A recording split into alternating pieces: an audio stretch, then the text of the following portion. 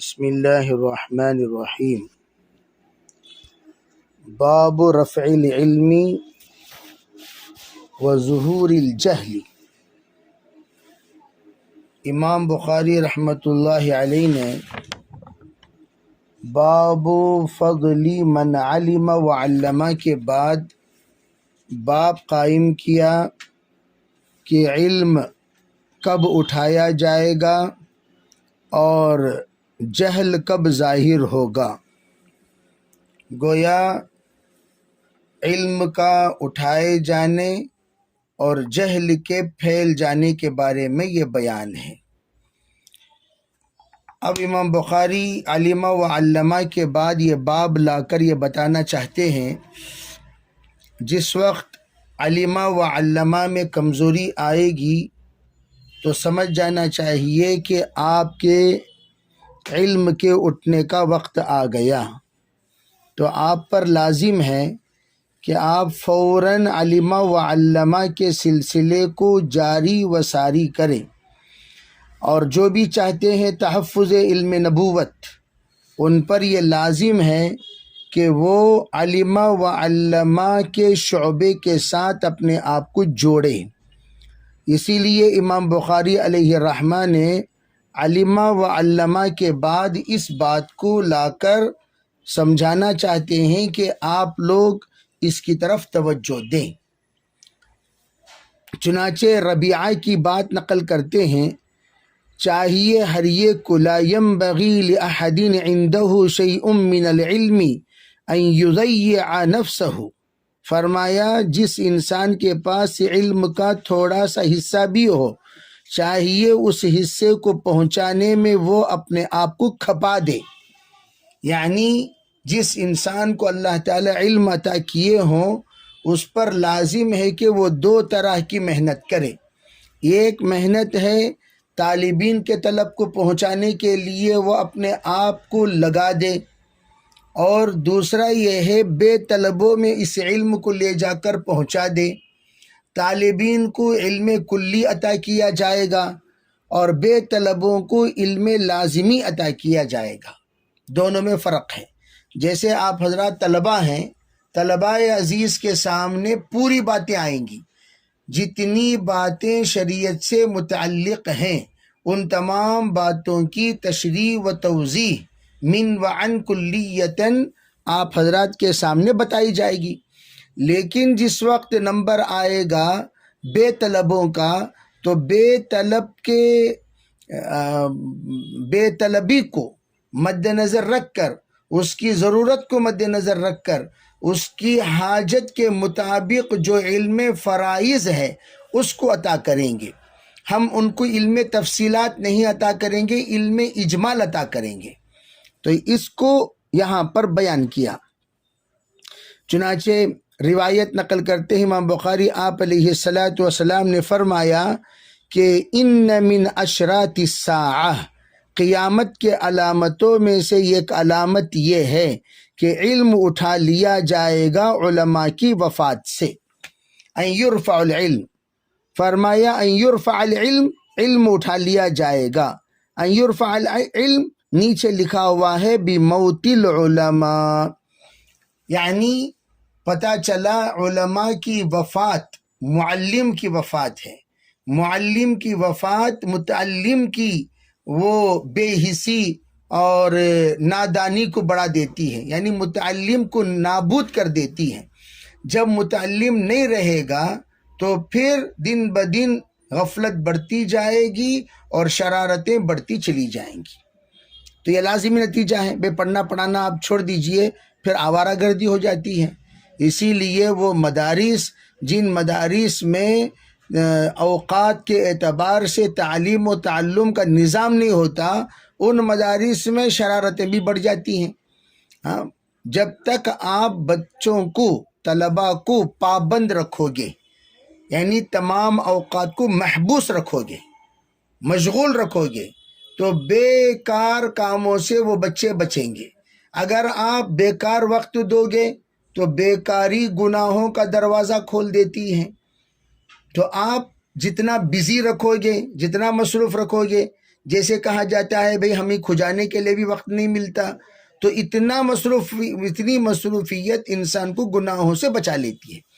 یہ صرف طلبہ ہی نہیں بلکہ سب کے لیے یہی اصول ہے کہ جتنے لوگ اپنے آپ کو گناہوں سے بچانا چاہتے ہیں اپنے آپ کو مصروف کر لیں، مشغول کر لیں، تو آٹومیٹک آپ گناہوں سے کیا ہو جائیں گے؟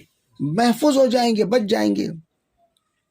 تو یہاں کہا کہ بس علماء کے انتقال سے علم اٹھ جائے گا۔ جب علم اٹھ جائے گا نتیجتاً کیا ہوگا؟ یثبت الجہل، دیکھو یہاں پر جہالت ثابت ہو جائے گی، جب جہالت پھیلنا شروع ہو جائے گی۔ اب لازمی طور پر جب جہالت پھیلے گی تو اس کا نتیجہ کیا ہوگا؟ انسان جاہل بن گیا، کیسے پتا چلے گا؟ کہا آگے کا جملہ ہے وَتُشْرَبُ الْخَمْرُ، شراب پیے جائیں گے۔ جب شراب پیے جائیں گے، جب شراب نوشی ہوگی تو کیا ہوگا؟ شرب الخمر رأس کل خطیئۃ، شراب نوشی تمام گناہوں کا جڑ ہے، بنیاد ہے، تمام گناہوں کی بنیاد ہے، گناہوں کی جڑ ہے۔ جب جڑ آ گیا تو جڑ کے ذریعے سے تنا بھی آئے گا، تنا کے ذریعے سے شاخیں بنے گی، شاخوں کے ذریعے سے بہت ساری باتیں وجود میں آئیں گی، یہ بات بتائی۔ پھر کیا ہوگا؟ فرمایا جب شراب نوشی ہو جائے گی، حلال و حرام کی تمیز ختم ہو جائے گی، پھر زنا عام ہو جائے گا، گویا فحاشی عیاشی عام ہو جائے گا۔ آپ دیکھیے جہاں بھی فحاش کا اڈا ہوتا ہے، عیاشی کا اڈا ہوتا ہے، وہاں شراب نوشی لازمی ہے۔ پہلے شراب نوشی ہوتی ہے، پھر فحاشی ہوتی ہے، بے حیائی ہوتی ہے، تو یہ سب شراب نوشی کے بعد یہ تمام معاملات دیگر چلتے رہتے ہیں۔ اسی کو اگلی روایت میں بھی فرمایا کہ یہ اوپر کی روایت ہی کا مضمون کسی اور طریقے سے، دیکھو وہاں پر یرفع العلم بتایا، ان یرفع العلم، لیکن یہاں کیا بتا رہے ہیں؟ قیامت کی علامتوں میں سے یہ ہے ان یقل العلم، علم کم ہو جائے گا، یعنی دھیرے دھیرے علم کم ہو جائے گا۔ چنانچہ اس وقت آپ دیکھ رہے ہیں ذوق والے انتہائی کم ہوتے چلے گئے۔ ایک زمانہ تھا ایک ہی معلم ہوتے تھے جو سب کتابیں پڑھاتے تھے، پوری کتابیں۔ ابھی قریب زمانے میں ہمارے ایک بزرگ کا جو نمونہ اسلاف انتقال ہوا ہے، انتہائی پردے میں رہنے والی شخصیت، آمبور میں رہتے تھے، اول سے لے کر ہفتم تک ایک زمانہ تھا اکیلے استاذ تھے، اول سے لے کر ہفتم تک اکیلے استاذ تھے۔ پھر ان کی صحت جب ساتھ نہیں دی تو ایک کو ساتھ لیا، پھر دو ساتھ ہوئے، پھر حضرت والا کا انتقال ہوا۔ ان کے انتقال پر حضرت کی کتابیں اس وقت 8 اساتذہ پڑھا رہے ہیں۔ چنانچہ اس زمانے میں ایک ایک اللہ والے جو کام کرتے تھے وہ کام اس وقت 8 سے 10 لوگ کر رہے ہیں۔ اب کتابیں تقسیم ہونے کے باوجود بھی نصاب کی تکمیل نہیں ہوتی۔ وجہ یہ ہے کہ ذوق والے ختم ہوتے چلے گئے، جو علم کے لیے اپنے آپ کو مٹائیں کھپائیں اور اپنے آپ کو سعید سمجھ کر اس معاملے میں آگے بڑھائیں، ایسے طبقہ دن بدن کم ہوتا چلا گیا۔ تو یقین العلم لا محالہ جب ذوق پڑھانے والوں کا ذوق کم ہو جائے گا تو لا محالہ دیگر مشغولیتیں بڑھ جائیں گی، تعلیم و تعلم کا سلسلہ ختم، تجارت کا ذوق شروع ہو گیا اور دیگر مال جمانے کا، مال کمانے کا ذوق پیدا ہو گیا، تو تعلیم و تعلم کے سلسلے سے، مدارس کے سلسلے سے ایک بڑی جماعت محروم ہوتی چلی گئی۔ وہ یوں سمجھتی ہے کہ بھئی ہم جئیں گے، شان سے جئیں گے، یہ کون سی زندگی ہے بے مختصر تنخواہ لے کر تنگی سے جیو۔ ارے اللہ کے بندو، تنگی سے جینا یہ وراثت میں ملی ہے نبوت کی، کیا ملی ہے؟ شاہانہ جینا۔ اللہ کے رسول علیہ السلام نے کیا فرمایا؟ میں کھاؤں آکل یومن و اسوم یومن، افطر یومن و اسوم یومن، یہی تو ہے ہمارا کام۔ اب یہ ذوق ختم ہوتا چلا جائے گا۔ چنانچہ جب پڑھانے والے یوں سمجھیں گے کہ بھئی ہم خواہ مخواہ کیوں اتنی لمبی بحثیں کریں، بحث بڑی مختصر کیا کرو، نتیجہ کیا ہوگا؟ پڑھنے والے کم ہوتے چلے جائیں گے اور پڑھانے والے بھی کم پڑھانے لگیں گے۔ یہ دونوں طرف سے ہوگا۔ عجیب بات کتابوں میں لکھا ہے کہ علم الآدم سے ایک عجیب بات لکھا، یوں کہا دیکھو اللہ تعالی معلم اول ہیں، اللہ تعالی معلم اول ہیں، اور معلم اول کو چاہیے کہ تمام معلم کو چاہیے معلم اول کے صفات اختیار کرے. تمام معلم کو چاہیے کہ کس کی صفات اختیار کرے؟ معلم اول کی صفات اختیار کرے. جتنے معلم ہوں گے ان تمام معلم کو علم آدم الاسماء کلہا، جو اللہ تعالیٰ نے فرمایا. علامہ کون ہے؟ معلم اللہ ہے. علم آدم الاسماء کلہا، بے علامہ آدم، اللہ تعالیٰ نے آدم علیہ السلام کو سکھایا. تو متعلم کو چاہیے کہ وہ متعلم اول کے صفات اختیار کرے، یعنی حضرت آدم علیہ السلام کی صفات. بات سمجھ رہے ہیں؟ تو معلم جو ہوگا وہ معلم اول کی طرح بن جائے، تو متعلم اول کی طرح بن جائے تو پھر کلہا، ہر چیز لینا اور دینا آسان ہوگا. اب جناب معلم تو باذوق ہے، متعلم بے ذوق ہے، یا متعلم باذوق ہے معلم بے ذوق ہے، کام کہاں سے چلے گا؟ معلم باذوق متعلم بے ذوق، یا متعلم باذوق معلم بے ذوق. یہ دینا چاہتے ہیں وہ لینا ہی نہیں چاہتے، وہ لینا چاہتے اور یہ دینا نہیں چاہتے. تو پتہ چلا اس سے کام نہیں چلے گا. معلم اور متعلم یہ دونوں باذوق ہوں تو پھر بنے گی بات، پھر سبق میں آئے گا مزہ، پھر لینے دینے میں، پڑھنے پڑھانے میں، سمجھنے سمجھانے میں، افہام و تفہیم میں مزہ آئے گا. تو الغرض یہ تعلیم و تعلم ایسا علم ہے، ایسی عبادت ہے، اس سے تو فرشتے بھی رشک کرنے لگتے ہیں. کس سے رشک کرنے لگتے ہیں؟ یہ سعادت فرشتوں کو بھی نصیب نہیں. تبھی تو ثم عرضهم على الملائکہ فقال انبئونی باسماء هؤلاء. تو کیا کہا؟ سبحانک لا علم لنا الا ما. تو ان کو فرشتوں کو بھی وہ چیز نصیب نہیں جو انسانوں کو اللہ تعالیٰ نے نصیب کیا تعلیم و تعلم کی برکت سے. تو پتہ یہ چلا انسان کی شان ہے متعلم بننا، اور اللہ کے بندے خاصہ کے خصوصی انعام جن پر ہو ان کی شان یہ ہے معلم بننا. عربی دونوں کی بات سمجھ میں آئی کہ نہیں؟ اب یہاں پر جب ذوق کم ہوگا تو لا محالہ علم کم ہوگا. تو علم جب کم ہوگا تو کیا ہوگا؟ جہل ظاہر ہوگا، زنا ظاہر ہوگا، اور جب زنا ظاہر ہونے لگے تو پھر عورتیں بڑھیں گی، عورتوں کی کثرت ہوتی چلی جائے گی. کتنی ہوگی عورتوں کی کثرت؟ فرمایا ہر انسان کے لیے 50 عورتیں ہو جائیں گی. ایک انسان ہوگا اس کے مقابلے میں کتنی ہوں گی؟ اس وقت میں ایک کے مقابلے میں 3 تو ہونے لگے، ایک کے مقابلے میں 3 تو ہو گئے، ابھی 4 نہیں ہوئے. ایک کے مقابلے میں ایک مرد اور 3 عورتیں، تعداد عورتوں کی بڑھنا شروع ہو گئی. پورے ہندوستان کے اعتبار سے دیکھا جائے ایک کے مقابلے میں 2.5 کی تعداد آ گئی ہے. اب چلیے اللہ حضرت امام بخاری جب یہ بات بتا دیے، دیکھو پہلے بتایا فضل من علم و علم، پھر یہ باب لایا، پھر فضل العلم لا کر حضرت دوبارہ 2 فضل لا رہے، اولہ بھی فضل لائے، آخر بعد میں بھی فضل لا رہے. امام بخاری یہ بتانا چاہتے ہیں جناب وہ فضیلت آپ کو سمجھانے کے لیے بیچ میں نے یہ باتیں لائی. جب یہ باتیں آ گئیں تو آپ کو سمجھ میں آئے گا، آ گیا علم کا مقام کیا ہے، کیوں ہے علم کا مقام کیوں ہے. دونوں باتیں سمجھ میں آئی کہ نہیں آئی؟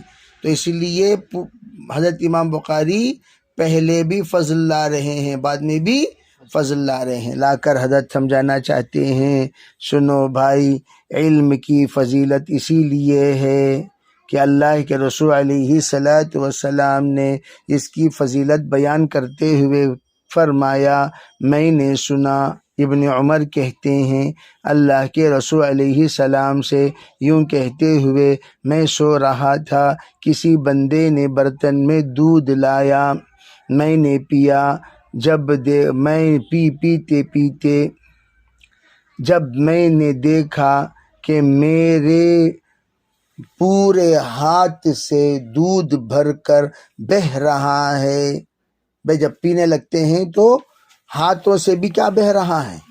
دودھ بہہ رہا۔ پھر اس کے بعد میرا بچا ہوا میں نے عمر کو عطا کیا، عمر نے بھی پینا شروع کیا۔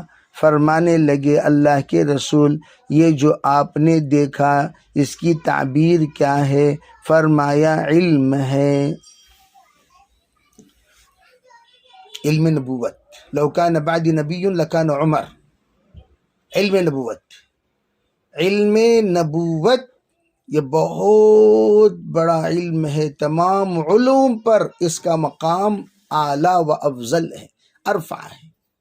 وآخرین منہم لما یلحقوا بہم میں اسی بات کو ثابت کرنے کی کوشش کی گئی، آخر میں ایک جماعت آئے گی، وہ جڑ جائے گی اس طبقے کے ساتھ جو طبقہ اولا ہے۔ یلحقوا بہم کی جو ضمیر ہے، ایک تو صحابہ کرام جس میں کوئی اختلاف نہیں، بعضوں نے کہا صحابہ سے آگے بڑھ کر نبیوں کے ساتھ ان کا رشتہ جڑ جائے گا، چنانچہ العلماء ورثۃ الانبیاء کہا گیا۔ لما یلحق بہم ہوا کہ نہیں ہوا؟ العلماء ورثۃ الانبیاء کہا گیا، یہ ہے۔ تو اب دیکھیے دودھ کا دیکھنا، جس طرح دودھ سفید اور صاف و شفاف ہے اور انتہائی مفید اور پارسا ہے، اور نکلتا کہاں سے ہے بھئی؟ نکلتا کہاں سے ہے؟ نکلتا خون اور گوبر کے درمیان سے، لبنن خالصاً سائغاً للشاربین، نکلتا کہ نہیں نکلتا؟ جب نکلتا ہے تو پتہ چلا علم آئے گا، لیکن حالات کے ساتھ، ایک طرف حالات اس طرح آئیں گے ناپاک، اور دوسری طرف مکمل طور پر دماغ کو خراب کرنے والے۔ تو جب یہ دونوں طرح کے آئیں تو ایسے موقع پر آپ کو بہت ہی زیادہ احتیاط کی ضرورت پڑ جائے گی۔ کیا پڑ جائے گی؟ ان لکم فی الانعام لعبرہ نسقیکم مما فی بطونہ من بین فرث ودم لبنا خالصا سائغا للشاربین۔ گوبر اور خون کے درمیان سے اللہ نکالتی کہ نہیں نکالتی؟ تو علم بھی یوں ہی نہیں حاصل ہو جائے گا، ادھر سے گاؤں والوں کا اور ادھر سے گھر والوں کا اور ادھر سے بیگم کا اور ادھر سے بچوں کا اور ادھر سے نفسانی خواہشات کا، ان سب جھمیلوں کے درمیان آپ کو علم حاصل کرنا ہے۔ جیسے دودھ حالات پر آتا ہے اور ان حالات پر علم جو حاصل کرتا ہے، توجہ سے یہ بات سمجھنے کی ہے، جو بندہ، جو طالب علم حالات پر علم حاصل کرتا ہے وہ امت کے لیے انتہائی مفید تر بن جاتا ہے، اس کی افادے سے کوئی محروم نہیں ہوتا، ہر خاص و عام اس سے مستفید ہوگا۔ جیسے دودھ بچے کے لیے بھی، بڑوں کے لیے بھی، بوڑھے کے لیے بھی، سب کے لیے انتہائی مفید، یہاں تک کہ سکرات کی حالت میں بھی دودھ ہی ڈالا جاتا ہے۔ بچہ پیدا ہوا تو دودھ سب کے لیے مفید، کوئی یہ نہیں کہتا کہ دودھ مت پلاؤ، کہتا ہے بچے کے لیے بھی دودھ ہی مفید ہے، اور سکرات کی حالت میں بھی کیا ڈالتے ہیں؟ دودھ ڈالتے ہیں۔ حالانکہ ڈالنا ضروری نہیں ہے، لیکن بھائی دودھ لاؤ دودھ لاؤ دودھ لاؤ، کہتے کہ نہیں کہتے، دودھ ڈالتے ہیں۔ تو پتہ چلا کہ ہر عمر کے لوگوں کے لیے تو علم نبوت ہر عمر کے لوگوں کے لیے مفید ہے۔ اب جناب آپ جب ماشاءاللہ عالم بن گئے، اب آپ اتنے سادے سیدھے بھی بنو، جہاں جہاں بھی لوگ آ کر آپ سے مسئلہ معلوم کرے، آپ بغیر نخرے کے مسئلہ بتاتے چلے جاؤ۔ چنانچہ امام بخاری نے باب قائم کیا فتویٰ دینا کھڑے کھڑے سواری کے حالت میں اور اس کے علاوہ دیگر حالت میں۔ اس وقت میں آپ عوام کے حضرت مفتی سعید صاحب پالن پوری رحمۃ اللہ علیہ نے پوچھا بھئی تمہیں پڑھایا کس نے؟ لوگوں نے کہا ہمیں وہ گھر والوں نے، کسی نے ہمیں اساتذہ نے، ہمیں مدرسے کے۔ تو کہنے لگے گھر والے اگر لا کر نہ جماتے تمہیں محتمیم صاحب داخلہ کہاں سے دیتے؟ اگر محتمیم صاحب داخلہ نہ دیتے اساتذہ کہاں سے پڑھاتے؟ حضرت نے فرمایا اچھا سنو، اگر محتمیم تنخواہ نہ دیں تو اساتذہ کہاں سے پڑھائیں گے؟ اور محتمیم صاحب تنخواہ کہاں سے دیں گے جبکہ عوام نہ دیں؟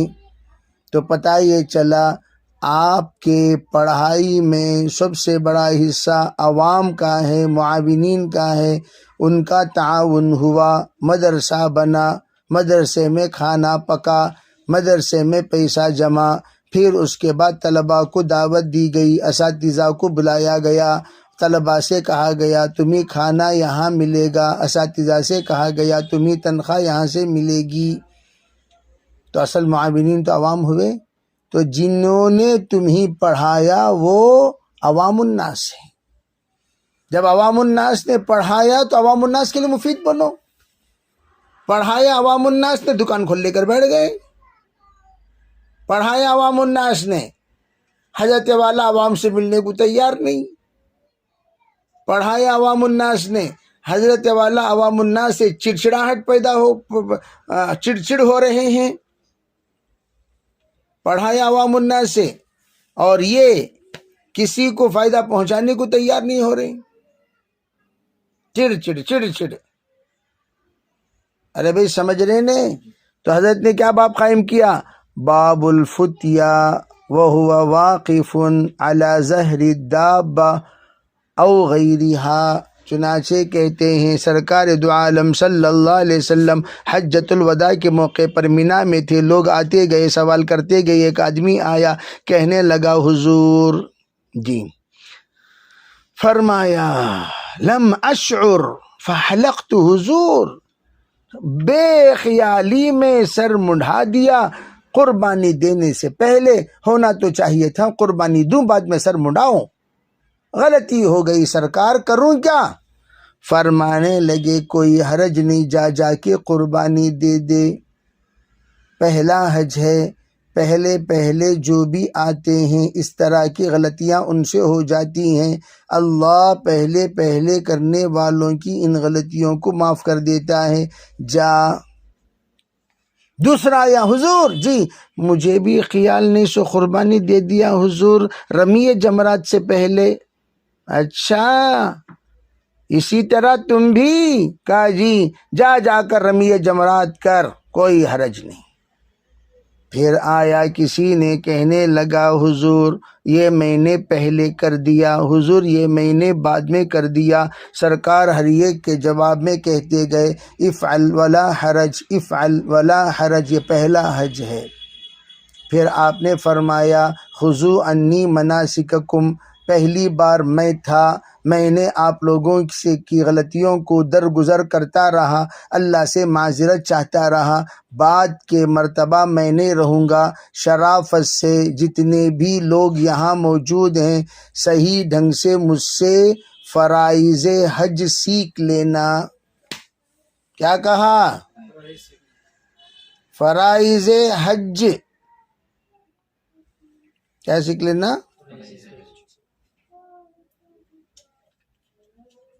میرے بھی بات سمجھ میں آ رہی نہیں؟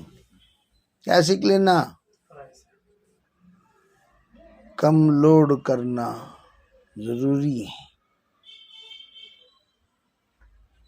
جی، فرائض حج سیکھ لینا۔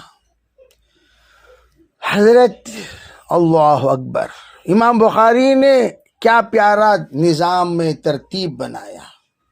کہنے لگے کبھی کبھار ایسا ہوتا ہے بھیڑ زیادہ مفتی اکیلا، اب جناب تمام کا جواب دینا مشکل، اب زبان سے دو حلق پست ہے تو کرے تو کیا کرے، فرمایا اشارے سے کنائے سے حرکت رأس سے جواب اگر دے دے تو ہو جائے گا، کہا ہو جائے گا، چنانچہ فرمایا جناب رسول اللہ صلی اللہ علیہ وسلم سے جب سوال و جواب کا سلسلہ شروع ہوا، لوگ آتے گئے سوال کرتے گئے اور کہنے لگے حضور میں نے قربانی دے دی۔ رمی جمرات سے پہلے سرکار دو عالم صلی اللہ علیہ وسلم ہاتھوں سے اشارے کرتے گئے، جا جا کر دوبارہ کر، جا جا کر دوبارہ کر، جا جا کر دوبارہ کر، حلق کر دیا صبح سے پہلے، حضور نے ہاتھ سے جا جا کر دوبارہ کر لے۔ گویا حضور صلی اللہ علیہ وسلم کے پاس اسی طرح کے سوال آتے رہے۔ حجۃ الوداع میں ہر ایک کے سامنے اشارے سے آپ فتویٰ مرحمت فرماتے گئے۔ ذرا سوال بدلے گا تبھی تو جواب بدلے گا، سیم سوال ہوگا تو کیا کریں گے؟ سب کرو، جا کرو، جا کرو، تو آپ نے اشارہ فرما دیا۔ اب امام بخاری رحمۃ اللہ علیہ اس میں ایک اور وہی باب پھر دوبارہ دہرا رہے ہیں، اور اس روایت جو روایت گزری اس روایت کو نقل کرنے میں فرمایا کہ آپ نے کہا علامات قیامت یقبض العلم، علم اٹھ جائے گا۔ اس وقت اللہ اکبر علم کی بڑی قحط سالی کا زمانہ ہے۔ ہمارا دور زیادہ قدیم نہیں، لیکن قدیم زمانے کے پائے ہوئے لوگوں کے زمانہ تو ہم نے پایا، قدیم زمانہ پائے ہوئے لوگوں کا زمانہ تو ہم نے پایا۔ ہم نے ان ہستیوں کو دیکھا جن ہستیوں نے اپنی زندگی کھپا دی تعلیم و تعلم کے لیے، اور وہ ہستیاں دنیا و ما فیہا سے بالکل بے خبر۔ ہمیں دنیا سے کیا مطلب، کتب خانہ وطن اپنا، مریں گے ہم کتابوں پر، ورق ہوگا کفن اپنا، بس اس طرح کی سادی زندگی والے بزرگوں کا زمانہ۔ اور وہ بزرگان دین جو اسلاف کا زمانہ پائے ہوئے، اور وہ ان کے اسلاف کا زمانہ پہ، وہ تو قریب وہ جس وقت وہ اسلاف چلے گئے، موبائل کا فتنہ شروع ہونے سے پہلے ان اسلاف کی عجیب، ایک تو بزرگ ایسے بھی ملے جو صرف عربی کتابیں پڑھ کر پڑھایا کرتے تھے، اور اللہ نے ان کو علم لدنی عطا کیا تھا۔ 94 سال کی عمر میں بخاری شریف کی تعلیم دیا کرتے تھے، اور ان کے پاس کوئی شرح نہیں، اس لیے کہ غریب آدمی بھی تھے، اور متون میں اللہ تعالیٰ نے ایسے کلام کرنے کا ان کو ملکہ عطا فرمایا کہ دیگر صاحب کتب ان کے سامنے انگشت بدندہ رہ جایا کرتے تھے۔ ارے بھائی یہ بزرگ کہاں سے بول رہے ہیں، کیسی بات بول رہے ہیں، اللہ کے پیارے ہو گئے۔ تو میں آپ حضرات سے یہ کہنا چاہتا ہوں، دنیا میں کوئی بھی مزہ ہو، وہ مزہ ہیچ ہے اس مزے کے سامنے جو مزہ اللہ نے تعلیم و تعلم میں رکھا۔ یہ مزے سے عوام ناواقف ہیں، اگر علماء بھی ناواقف ہو جائے تو وہ ان سے بڑا محروم القسمت کوئی نہیں۔ چاہے تعلیم و تعلم جس کتاب کی بھی اللہ ہمیں نصیب کرے، اتنا باذوق انداز میں تعلیم و تعلم میں سعادت مندی کے ساتھ مشغول ہو جایا کرو، اللہ رب العزت تمہیں دن بدن اس کا ذوق بڑھاتے چلے جائیں گے، آخری دم تک وہ ذوق آپ کو۔ ہمارے حضرت مفتی نظام الدین صاحب رحمۃ اللہ علیہ آخری دن تمرین دے کر حضرت نے فرمایا بھئی طبیعت کچھ ناساز ہے، بقیہ کل حضرت کی وفات کی خبر ملی۔ حضرت مفتی محمود حسن صاحب رحمۃ اللہ علیہ سبق پڑھا کر واپس گئے، حضرت کا وصال ہو گیا۔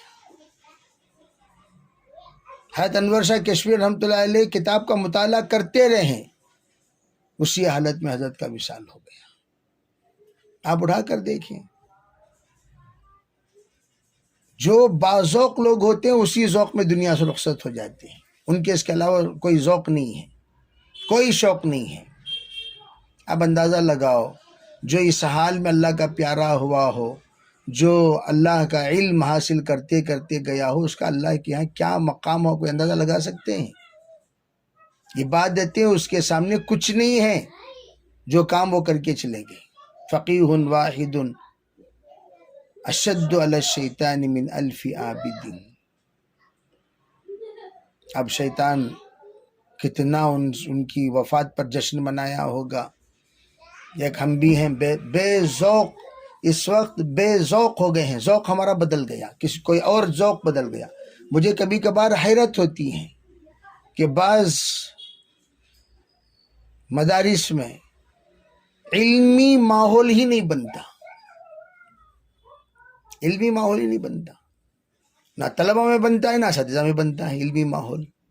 وہ علمی ماحول ہی الگ ہے۔ وہ اس علمی ماحول کے بن جانے کے بعد آدمی کی کیفیت بدل جاتی ہے، ضد اور اس کے اندر کے جذبات، خیالات، سوچ بالکل الگ ہو جاتی ہیں، جس کے اندر باذوق ہوتا ہے آدمی، اور ایک بے ذوق ہے۔ اور بے ذوق تو یوں سمجھو کہ زندہ اور مردہ دونوں برابر۔ تو اس لیے ہمارے اسلاف ہمیشہ تعلیم، ہمارے حضرت ابراہیم دیولہ صاحب دامت برکاتہم بھی ایک مرتبہ عرض کرنے لگے، بھائی ہر کتاب اس نیت سے پڑھو کہ مجھے پڑھانا ہے، تو اللہ ہر کتاب کی توفیق دے گا پڑھانے کی۔ تم اس لیے پڑھ رہے ہو مجھے فارغ ہونا ہے، چنانچہ تمہیں توفیق ہی نہیں نصیب ہوتی، کیوں؟ نیت ہی نہیں۔ جب نیت ہی نہیں تو اللہ تعالیٰ توفیق کہاں سے دیں گے؟ تو اللہ کا فضل ہے، یہ سعادت بہت کم لوگوں کو نصیب ہوتی ہے، الف با تا پڑھا کر بخاری تک پڑھانے کی۔ تو الحمدللہ اللہ تعالیٰ نے بندے کے نصیب میں الف با تا سے لے کر الف سے لے کر با تک کی نصیب کیا۔ تو روز اول سے یہ ذوق ہماری طبیعت میں بن جانی چاہیے۔ ہم نے کہا بھئی دنیا ادھر کی ادھر ہو جائے، لیکن تعلیم و تعلم کے سلسلے کو چھوڑنا نہیں ہے۔ تعلیم و تعلم کے سلسلے کو، امام بخاری کو نکال دیا گیا اپنے وطن سے، لیکن حضرت امام بخاری نے وطن سے بے وطن ہو کر بھی تعلیم و تعلم کو چھوڑا نہیں، جہاں گئے وہاں پر اپنا درسگاہ قائم کیا۔ یہ ذوق ہونا چاہیے، جہاں ہم جائیں گے، اس ادارے میں رہیں یا نہ رہیں، لیکن ہمیں پڑھنا ہے، پڑھانا ہے۔ دیکھیں یہاں نتیجہ کیا ہوگا، فرمایا جہل ظاہر ہوگا، جس وقت جہل ظاہر ہوگا نتیجہ کیا ہوگا، فتنے زیادہ ہوں گے۔ اس لیے کہ بھئی جب نادانی بڑھ جائے گی، لوگوں میں علم نہیں رہے گا، لامحالہ فتنے کے لیے دروازہ کھلتا چلا جائے گا۔ فتنے کے لیے دروازہ اتنا کھلے گا کہ لوگ پہچانیں گے بھی نہیں کہ یہ فتنہ ہے، جانیں گے بھی نہیں کہ یہ فتنہ ہے، ان کو پتہ بھی نہیں چلے گا، فتنے مبتلا ہو جائیں گے۔ کیوں؟ بے جہالت کا نتیجہ نادانی ہے، نادانی کا نتیجہ فتنے میں مبتلا ہے۔ پھر کیا ہوگا؟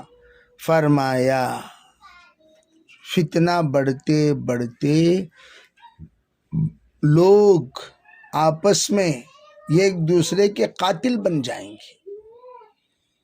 پوچھا یا رسول اللہ یہ جو آپ نے فرمایا یکثر الحرج، مل حرج یا رسول اللہ؟ فرمایا ہاکذا بیدہ حرف فحرکہا کأنہ یرید القتل۔ آپ نے اشارہ کیا، یہ حرج کے بارے میں پوچھتے ہو، یہ ہے، یعنی گردنیں کاٹی جائیں گی۔ مال کی محبت میں ایک دوسرے کے دشمن بنتے بنتے اتنے حیوان بن جائیں گے، لوگ گردنیں کاٹ دیں گے۔ سامنے جیسے کہ روایتوں میں آتا ہے کہ مال کا ایک پہاڑ سمندر سے نکلے گا، لوگ لڑتے لڑتے لڑتے لڑتے اتنی تباہی ہو جائے گی، آخر میں اکیلا انسان رہ جائے گا۔ وہ سوچے گا ارے اب مال لے کر میں کروں تو کیا کروں، میرے ہی نہیں رہے، اپنے ہی نہیں رہے تو مال اپنا کے کروں کیا؟ بے مال کوئی اپناتا ہے تو مال کا مزہ اس وقت ہے جب اس کو لٹایا جائے، اس کے مصرف پر خرچ کیا جائے، اس کے لیے مکان بنایا جائے۔ کچھ نہ کچھ تو کرنا چاہیے، مال کو رکھ لے کر کرے گا کیا؟ اور مکان بناتی کیوں؟ بسنے کے لیے، بسانے کے لیے۔ نہ بسنے والے رہے نہ بسانے والے رہے، پھر کرے گا کیا؟ یہ آخر میں خود بھی مر جائے گا، وہی ہوگا نتیجہ۔ فرمایا آئے کی روایت میں آیا، حضرت اسماء کہتی ہیں میں آئی حضرت عائشہ کے پاس، وہ نماز پڑھ رہی تھی، میں نے کہا کیا ہو گیا لوگوں کو؟ تو انہوں نے کہا اشارہ کیا آسمان کی جانب، کہا یہ سب لوگ دن میں کیوں نماز پڑھ رہے ہیں؟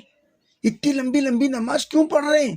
اشارہ کیا، کیا مطلب؟ سورج گرہن ہو رہا ہے اور تم باتیں کر رہی ہو، جو عمل چل رہا ہے اس عمل میں شامل ہو جاؤ، اشارہ کیا۔ جس وقت لوگ کھڑے رہے تو کہنے لگے سبحان اللہ، کیا سبحان اللہ، لوگ اتنی لمبی لمبی نماز؟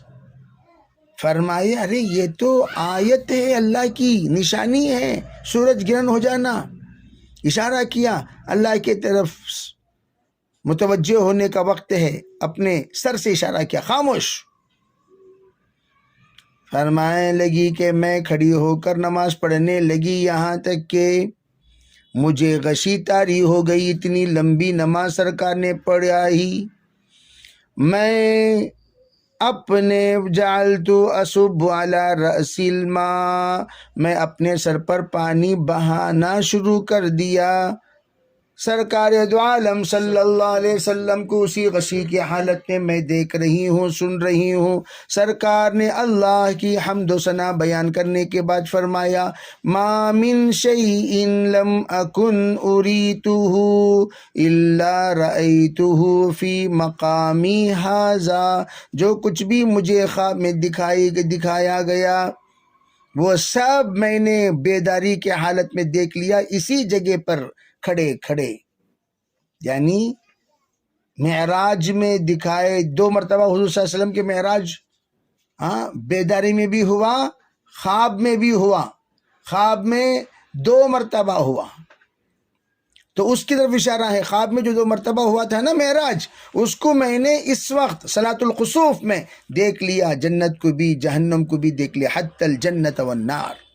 پھر مجھ پر وحی نازل کی گئی، اے حبیب یہ تمہاری قوم قبر کے عذاب میں مبتلا کی جائے گی، اپنے قبر میں اس کی آزمائش ہوگی۔ اس طرح کی باتیں کچھ کہی گئیں، میں نہیں جانتی اسماء کہتی ہیں کیا اس کی طرف اشارہ ہے۔ حضرت اسماء کہتی ہیں ہو سکتا ہے یہ اشارہ مسیح دجال کی طرف۔ فرمایا یقال ما علمک بہذا الرجل، آپ نے اس کی وضاحت کرتے ہوئے کہا کیا تم جانتے ہو اس انسان کے بارے میں یعنی دجال؟ فرمایا وہ مؤمن ہوگا، یعنی جو دجال کے فتنے مبتلا ہوگا وہ بھی ایک آزمائش میں مبتلا کیا جائے گا، تو اس میں بھی دو طرح کے لوگ ہوں گے دجال سے ملنے والے، مومن ہوں گے ایک بھائی منافق، بھائی مومن ہوگا اور کیا ہوگا؟ منافق ہوگا۔ تو جو مومن ہوگا یقین والا ہوگا وہ کیا کہے گا؟ فرمایا اما لا ادری ایہما قالت اسماء، یہ کیا جملہ کہا، مومن کہا یا مقن کہا؟ تو جو بھی جملہ کہا ہوا تھا اسماء فرمائے لگے وہ یوں جس وقت میں پوچھا جائے گا کیا ہے آزمائشیں جو ہوں گی قبر میں، اس میں حضور صلی اللہ علیہ وسلم کے طرف پورے پردے ہٹا کر بھی پوچھا جائے گا ان کے بارے میں تم کیا کہتے ہو، یہ ہستی کون ہے؟ وہ کہے گا ہوا محمد ہوا رسول اللہ جاءنا بالبینات والہدی، ہم نے ان کی بات مانی اور ان کی اتباع کی، وہ محمد ہیں، 3 مرتبہ کہے گا۔ تو یوں کہا جائے گا نم صالحا، نیک لوگوں کی طرح آرام کر، ہم جان چکے ہیں ان کنت لموقنا بھی، اگر تو یعنی یقیناً تو ان پر یقین رکھنے والا تھا۔ قبر کے 3 سوالات میں تیسرا سوال حضور کو دکھا کر پوچھا جائے گا، اس کا جواب دے گا۔ اگر منافق ہوگا تو کیا کہے گا؟ اگر شکی ہوگا تو فرمائے گا، وہ یوں کہے گا کہ میں نہیں جانتا، میں نہیں جانتا۔ حضرت اسماء فرماتی کیا جملہ کہا ہو؟ فرمایا وہ یوں کہے گا میں نہیں جانتا، میں نہیں جانتا۔ تو کہتے ہیں وہ یوں کہے گا سمعت الناس یقولون شیئا فقلتہ، بس لوگ بھی کچھ باتیں کہتے تھے ان کے بارے میں، حضور کے بارے میں، وہی باتیں میں بھی دہراتا تھا، کوئی خاص بات نہیں تھی، یہ کہے گا۔ لا حول ولا قوة۔ یہ بات بتا کر امام بخاری بتانا یہ چاہتے ہیں علم کا کام صرف دنیا میں ہی ہے نہ سمجھو، جو علم ہماری زبان پر ہے اسے دل میں بھی اتارنا چاہیے۔ وحصل ما فی الصدور، دل سے، دل کے اندر جو علم ہوگا یقین میں بسا ہوا وہی زبان پر قبر میں نکلے گا۔ اگر علم ہم نے بسا لیا صرف کہاں؟ زبان پر، دل کے اندر اس علم کو نہیں اتارا تو پھر وہ علم زبان سے نہیں نکلے گا جو نکلوانا اللہ تعالیٰ چاہتے ہیں ایمان والے کی زبان سے، ورنہ وہ ہو جائے گا مرتاب یعنی شکی انسان۔ شکی انسان کی زبان سے وہ جملہ نہیں نکلے گا جو سوال فرشتے کر رہے ہیں۔ اب آگے دیکھیے، حضور صلی اللہ علیہ وسلم کا وفد عبدالقیس کو ترغیب دینا کہ وہ ایمان کو، علم کو محفوظ رکھیں اور اپنے ماورا لوگوں تک اس کی خبر پہنچائیں۔ چنانچہ مالک ابن حویرث کہتے ہیں کہ ہم سے حضور صلی اللہ علیہ وسلم نے فرمایا بھئی جاؤ تمہارے اہل و عیال کے پاس اور ان کو جا کر سکھاؤ، یہ کہا کرتے تھے حضور، اپنے اہل و عیال کے پاس جاؤ، ان کو جا کر سو پتہ چلا علم آ کر اپنے پاس محفوظ رکھنے کی چیز نہیں ہے، بلکہ اسے منتقل کرنا چاہیے، متعدی رکھنا چاہیے، سکھانا چاہیے۔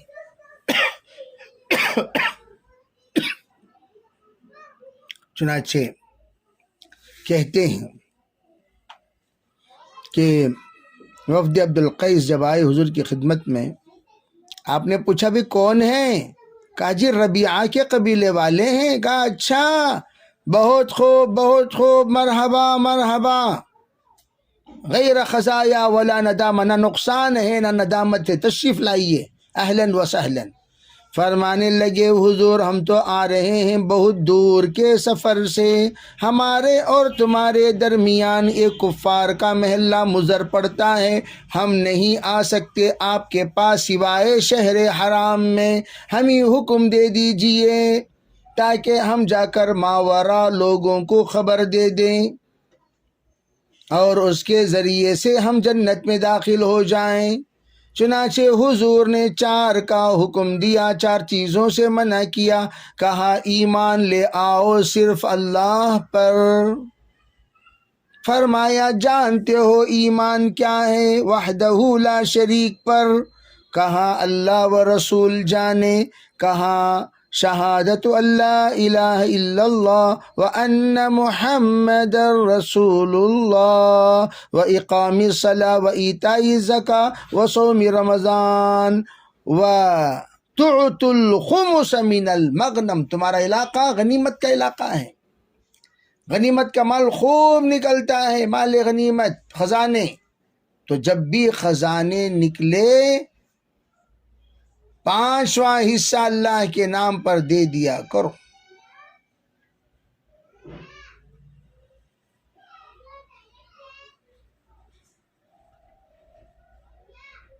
پانچواں حصہ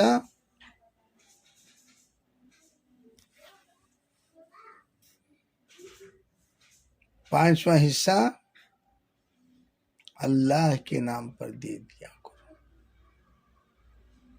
کتنا حصہ؟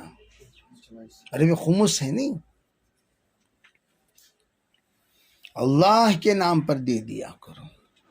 فرمایا منع کیا، ارے وہ شراب پینے کا برتن لے ڈال لے تو ایسا ہوتا. شراب پینے کا برتن دبا ہے، ہنتم ہے، مزفت ہے، ان سب کو نقیر ہے، ان سب کو اپنے گھر سے نکال دیا کرو. اسے دیکھو گے بار بار شراب نوشی یاد آئے گی، نہ رہے بانس نہ بجے. اسی لیے کہا جاتا ہے جب توبہ کر لیے پینٹ شرٹ بھی گھر سے نکال دینا، ورنہ میں ایک زمانے میں ایسا تھا بول کر بنگا ہوتے رہے گا، بار بار ہوتا رہے گا، نہیں ہوتا رہے گا. تو اسے کہنا چاہیے تم زمانے میں کیسے تھے، تمہاری ایسی کی تیسی، بھئی تم اب بدل گئے ہو تو تم اپنے طریقہ بدل لو. یہ کیا طریقہ ہے؟ ایسا تھا ویسا تھا، غلط، ایسا مت کرو. یہ بات کہی. آگے کا باب ہے. اب سوال کرنے کے لیے سفر بھی کرنا چاہیے. علم جب کوئی حاصل کر لیتے ہیں تو وہ قابل قدر بن جاتے ہیں. جب قابل قدر بن جاتے ہیں ان کے پاس جانے کے لیے کبھی کبھار سفر بھی کرنا چاہیے، وقت لگانا چاہیے. چنانچہ فرمایا کب؟ جب کوئی مسئلہ پیش آ گیا کوئی گاؤں میں، بھئی اس مسئلے کا حل کیا؟ چلو بھی مولانا کے پاس جائیں گے، چلو مولانا کے پاس جائیں گے، چلو مولانا کے پاس جائیں گے. آؤ، آ کر پوچھو، کہیں کھڑے ہو کر ہلو، یہ نہیں. شرافت سے یہاں آ کر بات کرو. ہر بات فون میں پوچھنے کی نہیں ہوتی، بہت ساری باتوں کی وضاحت کرنی پڑتی ہے، پوچھنا پڑتا ہے، دیکھنا پڑتا ہے. سب باتیں تھوڑی فون میں. تو اس سے بہت ساری باتیں ادھوری رہ جاتی ہیں، تو ان کو پوچھنے کے لیے آنا چاہیے. فرمایا چنانچہ کہتے ہیں کہ ایک خاتون تھی، انہو عقبہ ابن حارث نے نکاح کیا اپنے بیٹی کا ابو ایہاب ابن عزیز سے. اس کے پاس ایک خاتون آئی، کہنے لگی ارے تم دونوں کی منگنی ہو گئی. کہ لے جی، ارے میں نے عقبہ کو پلایا، میں نے عقبہ کو دودھ پلائی ہوں، یہ دونوں آپس میں رضائی بہن ہیں، بھائی بہن. جس کا نکاح تم لوگوں نے طے کیا ہے رضائی بھائی بہن ہے، کیا قصہ تم لوگوں کا؟ فرمایا عقبہ نے ما اعلم انکی ارضعتنی، میں تو نہیں جانتا تم مجھے دودھ پلائی ہو. تم جانتے ہو، تمہیں اتنے اچھے تھے نا جی، کیا جانتی؟ تمہیں تو گود میں سوئے ہوئے تھے بھائی، پیے تو تمہیں کیا پتا کون کون دودھ پلا رہے ہیں کون کون نہیں پلا رہے ہیں. جو بھائی موقع مل گیا تم نے پی لیا. بچوں کو کیا پتا رہتا ہے بتائیے؟ بچے تو بھائی ہر چیز اٹھا کر کھا لیتے ہیں، منہ میں رکھ لیتے ہیں، تو ان کو کیا پتا کون کیا. تو فرمایا تو اور تم نے مجھے خبر بھی نہیں دی. وہ فوراً حضور کی خدمت میں حاضر ہوئے مدینہ منورہ، اور ان سے آپ علیہ الصلوۃ والسلام سے پوچھا، حضور جی بات یہ ہے کہ اسے کہہ رہی ہے کہ دودھ پلائی ہے؟ تو آپ نے فرمایا ہاں بھائی، جب کوئی بات کہی جا چکی اس کے بارے میں کوئی بات نہیں کہی جائے گی. یہ ایسا مسئلہ ہے، اقرار کرنے والی یہ، یا جب اقرار کر دی تو پھر اس کے بارے میں ہم اور مزید کچھ نہیں کہہ سکتے، بس جو اس نے کہہ دیا تم دونوں کے درمیان حرمت رضاعت ثابت ہو گئی، اب اس کے بارے میں کوئی بات کہی نہیں جائے گی. چنانچہ فارقها عقبۃ ونکحت زوجا غیرہ، تو جدا کر دیا عقبہ کو اور ان کا نکاح کسی اور سے ہو گیا. تو علم باری باری حاصل کرنا چاہیے. علم حاصل کرتے وقت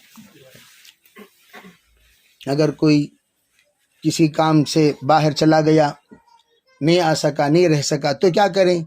تو باری باری کر لیا کریں، باری باری کر لیا کریں.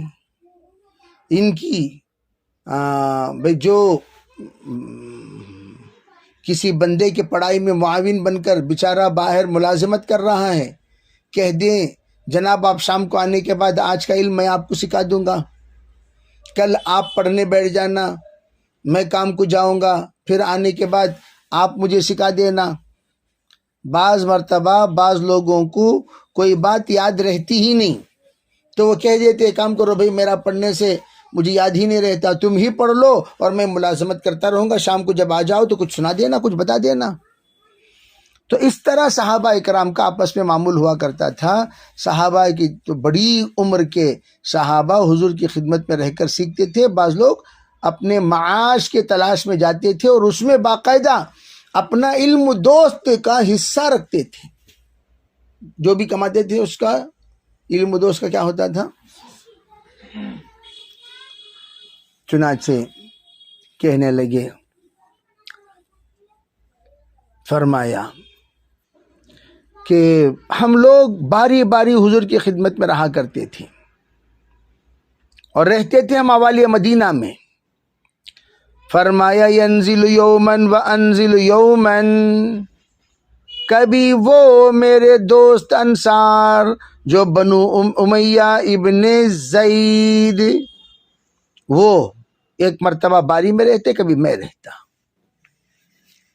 حضرت عمر رضی اللہ تعالیٰ عنہ کہتے ہیں ایک مرتبہ فَإِذَا نَزَلْتُ جِئْتُهُ بِخَبَرٍ ذَلِكَ الْيَوْمِ مِنَ الْوَحْيِ، جب میں باری میں تھا اس وقت ان کے پاس جب میں آیا تو انہوں نے ایک وحی کی خبر مجھے دی.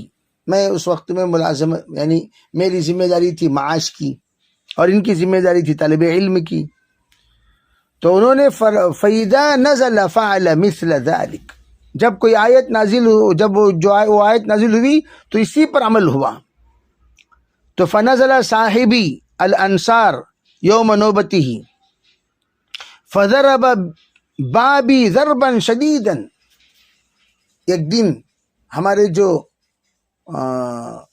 ساتھی تھے ان کی باری تھی علم حاصل کرنے کی، وہ علم حاصل کرنے کے بعد میرے گھر آئے اور آ کے دروازہ زور زور سے کھٹکھٹایا. میں کھولا، میں نے کہا کون ہے بھائی؟ میں گھبرا گیا، باہر نکلا تو دیکھا تو ہمارے ساتھی ہیں. تو انہوں نے بہت بڑی خبر مجھے سنائی. میں فوراً حضرت حفصہ کے پاس گیا، وہ رو رہی تھی. میں نے پوچھا کیا سرکار نے طلاق دے دی؟ فرمایا نہیں جانتی میں. پھر میں گیا حضور کی خدمت میں نے کہا کھڑے ہو کر حضور بتائیے کیا آپ نے طلاق دی اپنی عورتوں کو؟ فرمایا نہیں. میں نے کہا اللہ اکبر، ارے اتنی معمولی پریشانی کو اتنی بڑی پریشانی لوگوں نے بنا دیا. سرکار ناراض ہیں، کسی وجہ سے اس ناراضگی کو طلاق تک لے جا کر پہنچا دیا. تو پتہ چلا تو کوئی بھی بات کسی کے کان میں پڑے فوراً اس کے بارے میں پھیلانا نہیں چاہیے، چاہے وہ کتنی مستند انسان کیوں نہ ہو. ایک مرتبہ براہ راست صاحب خبر سے، صاحب واقعہ سے دریافت کر لینا چاہیے۔ حضرت آپ کے سلسلے میں اس طرح کی باتیں پھیلی ہوئی ہیں، کیا یہ بات صحیح ہے؟ معلوم کر لیجئے، تو بتا دیں گے نہیں بیٹا غلط۔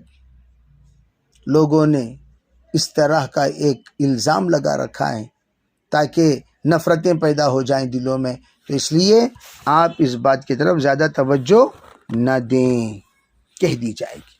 فرمایا یہ باب ہے کبھی موعظت کے وقت میں غصے میں آ جانا، والتعلیم اذا رأى ما یکرہ، جب بھی کوئی مکروہ چیز دیکھے فوراً سکھا دینا، ڈانٹ دینا اور اس کو بتا دینا۔ چنانچہ جناب رسول ایک انسان آئے حضور کی خدمت میں، کہنے لگے لا اکادو ادرک الصلاۃ مما یطول بنا فلان، حضور فلاں صاحب ہم پر نماز بڑی لمبی لمبی کرتے ہیں، میں ان کے ساتھ نماز پڑھ نہیں سک رہا ہوں۔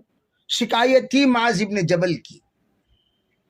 سرکار بہت ناراض ہوئے، فوراً آپ کھڑے ہو گئے غصے کی حالت میں ممبر پر، فرمانے لگے اے لوگو، کیا میں دیکھ رہا ہوں تم سے ایک جماعت نفرت کرنے والی بن گئی، منفرون عن الجماعت، لوگ جماعتوں سے دوڑ رہے ہیں، اور تمہیں تو قرآن پڑھنے میں بڑا مزہ آتا ہے، بھی بڑی لمبی لمبی نمازیں پڑھا رہے ہو، اور یہ بیچارے مزدور لوگ پیچھے کھڑے ہونے کی استعداد نہیں رکھتے، میں بزرگ ہوں، میں یہ ہوں، میں وہ، نفل میں کر لو تمہاری بزرگیت، فرائض ہلکی پڑھایا کرو، جو کچھ بھی تمہارے بزرگیت ہے وہ کہاں بگار لینا، تہجد میں بگار لو، منع کون کرتا ہے جی؟ اور یہاں کیا مطلب؟ فرمایا من صلی بالناس فلیخفف فإن فیہم المریض والضعیف وذا الحاجہ، فرمایا جو بھی نماز پڑھائے وہ ذرا ہلکی سی نماز پڑھا لیا کرے، اس لیے کہ اس میں بیمار، کمزور اور حاجت مند لوگ ہوتے ہیں۔ ایک مرتبہ تو ایک انسان نے سوال کیا حضور سے لقطہ کے بارے میں، حضور میں جانتا ہوں کہ اس میں مہر کس کا لگا ہوا ہے، عارف، آپ نے فرمایا ارے اس کا مہر کس کا لگا ہوا ہے اگر تو جانتا ہے، عارف وکاہا، یا آپ نے فرمایا وعاہا، یا برتن کہاں کا ہے، اس لیے کہ بعض مرتبہ بعض برتن بعض قبیلے میں مشہور تھے، سیل مارے جاتے تھے، یہ برتن اگر ہے، ارے یہ برتن فلاں قبیلے کا، یہ برتن فلاں قبیلے کا، تو قبائل والے اپنے یہاں الگ الگ برتن بنایا کرتے تھے، جیسے بھئی یہ سلائی کوئی دیکھے، بھئی یہ سلائی یو پی کی، بولتے کہ نہیں بولتے، اس لیے کہ بھئی ہمارے یہاں جنوب میں تو سلائی نہیں ہوتی، تو اس طرح وہاں اس زمانے میں برتنیں متعین تھی۔ تو سرکار دو عالم صلی اللہ علیہ وسلم نے فرمایا اگر تو جانتا ہے تو ٹھیک ہے، نہیں تو فرمایا جو بھی لقطہ اٹھا لے اسے چاہیے کہ عرفہا سنتن، 1 سال تک اعلان کرتا رہے، پھر اس کے بعد اس سے فائدہ اٹھا لے، اگر وہ فقیر ہے تو، نہیں ہے تو صدقہ کر دے، اگر اس کا رب آ گیا، مالک آ گیا تو اسے ادا کر دے۔ فرمایا حضور اگر اونٹ گم ہو جائے تو؟ حضور صلی اللہ علیہ وسلم کا چہرہ سرخ ہو گیا، کہنے لگے پیشانی کی رگ ابھر گئی، آپ کا چہرہ سرخ ہو گیا۔ فرمائے لگے حضور ارے مالک، کیا تجھے کیا ہو گیا، تو نے یہ بات نہیں سمجھی جو میں نے کہی؟ اور اس کے ساتھ وَلَهَا مَعَهَا سِقَاؤُهَا، اس کے ساتھ تو اس کا سقا رہتا ہے، کوئی نہ کوئی برتن ہوتا ہے، کوئی نہ کوئی نشانی ہوتا ہے، کوئی نہ کوئی اس کے ساقی کا کچھ نہ کچھ علامت ہوتی ہے۔ وَحِذَاؤُهَا تَرِيدُ الْمَاءَ، اور اس کے نشانات قدم ہوتے ہیں، وہ تو پانی کی طرف جب اونٹ جاتا ہے تو نشانات قدم ہوتے ہیں، اسے دیکھ کر اس کی منزل تک پہنچا دے، اور وہ تو درختوں کو چرتا بھی ہے، تو جب درختوں کو چرے تو اس کی بھی کچھ نشانات ہوتے ہیں، یہاں تک کہ تم وہ نشانات دیکھتے دیکھتے جاؤ گے، اونٹ جس راستے سے آیا منزل تک پہنچ جاؤ گے. ہلو اٹھا کو اونٹ کو اٹھا کو گود میں رکھ لو، ان کو منزل لے جا کر پہنچاؤ. کون سی چیز اعلان کرنا، کون سی چیز کا اعلان نہیں کرنا. اب دیکھیں بھئی یہ چیز یہاں سے آئی ہوئی ہے، کہاں سے آئی، فوراً جا کو پہنچا دو. جس چیز کو فوراً پہنچا سکتے ہو پہنچا دو، جس چیز کو نہیں پہنچا سکتے اعلان کرو. اونٹ کو رکھ لو، اعلان کرنے کی ضرورت نہیں ہے، وہ کہاں سے آیا وہ پتہ ہے. اس زمانے میں تو مینگنیوں کو دیکھ کر راستہ لینے والے لوگ اتنے ماہر، کیا وہ نشانات قدم کو دیکھ کر منزل تک نہیں پہنچ سکتے؟ کیا اونٹ نشانات قدم مٹاتا ہوا آئے گا؟ بھئی وہ تو زمین تو روڈ کی تو نہیں تھی، پوری مٹی کی سڑکیں تھیں، آرام سے جا سکتے ہو. تو ایک نے فرمایا حضور جی بکریاں وَلَكَ وَلِأَخِيكَ أَوْ لِذِئْبِكَ.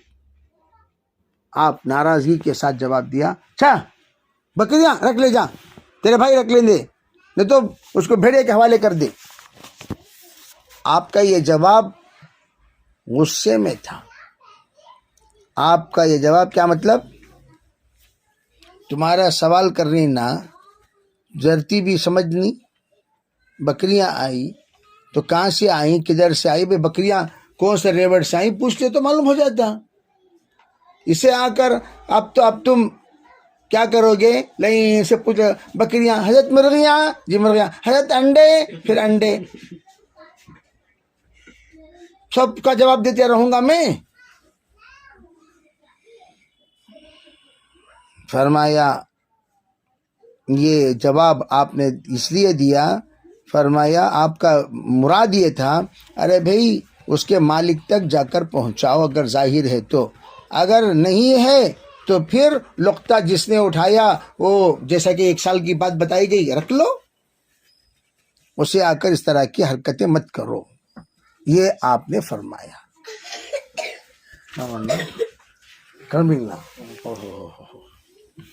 ماشاء اللہ ماشاء اللہ. ఎప్పుడు పిన్ని ములాఖాత్ ని బాణస్వాడి ఎట్టి ముక్క ఎట్టి కాలు పెట్టారు